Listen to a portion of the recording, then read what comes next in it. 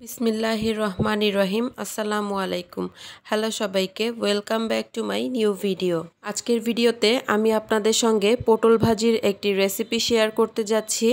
পটল ভাজি তো আমরা কম বেশি সবাই করতে পারি, আর যারা নতুন রান্না শিখছেন বা নতুন রাঁধুনি তাদের জন্য আমি আজকের ভিডিওটি শেয়ার করতে যাচ্ছি।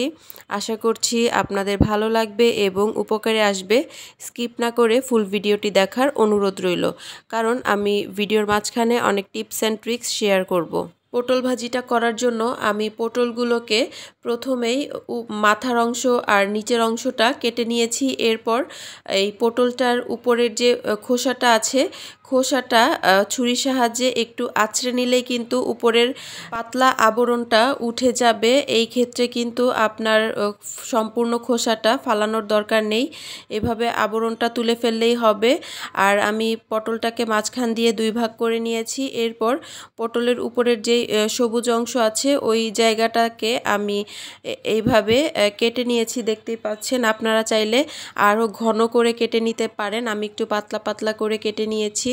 কাটা হয়ে গেলে খুব ভালোভাবে পটলগুলোকে ধুয়ে নিতে হবে।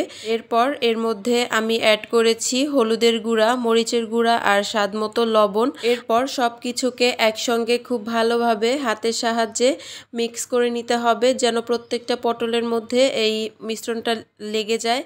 এরপর আপনারা চাইলে, যদি আপনাদের হাতে সময় থাকে, 10 থেকে 15 মিনিট এটাকে রেস্টে রেখে দিতে পারেন। এরপর ভেজে নিতে হবে।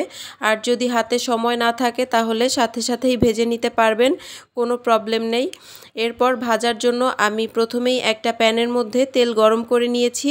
তেলটা যখন গরম হয়ে গিয়েছে তখন আমি এর মধ্যে দিয়ে দিয়েছি পটলের টুকরোগুলো। আমি সবগুলো পটলের টুকরো একবারে দিয়ে দিয়েছি, একটা একটা করে দেওয়ার কোনো প্রয়োজন নেই। আর এই পটল ভাজি করার সময় ঢাকনা ব্যবহার করার প্রয়োজন নেই। তেলের উপরে উল্টে পাল্টে পটলগুলোকে খুব ভালোভাবে ভেজে নিতে হবে। দেখতেই পাচ্ছেন আমি কাজটা কিভাবে করছি। যখন দেখতে পাবেন পটলগুলো একেবারে সেদ্ধ হয়ে গিয়েছে আর কালারটাও এরকম গোল্ডেন ব্রাউন হয়ে গিয়েছে, তখন এর মধ্যে আমি অ্যাড করেছি আমার হাতের এক মুঠো পরিমাণ পেঁয়াজ কুচি, আর আমার পছন্দ অনুযায়ী কিছু কাঁচামরিচও অ্যাড করেছি। কাঁচামরিচগুলোকে আমি মাঝখান থেকে ফেড়ে নিয়েছি। আপনারা আপনাদের পছন্দ অনুযায়ী কাঁচামরিচ আর পেঁয়াজ এখানে ব্যবহার করতে পারেন, কিন্তু অবশ্যই এই স্টেপটা ফলো করবেন। এতে করে এই পটল ভাজিটা খেতে আরও বেশি মজাদার হয়। পেঁয়াজ কাঁচামরিচটাকেও ভেজে নিতে হবে। পেঁয়াজ কাঁচামরিচ যখন গোল্ডেন ব্রাউন কালার হয়ে যাবে তখন রেডি হয়ে যাবে আমাদের মজাদার পটল ভাজি। ভিডিওটি ভালো লাগলে লাইক, কমেন্ট, শেয়ার এবং চ্যানেলটি সাবস্ক্রাইব করতে ভুলবেন না। আল্লাহ হাফেজ।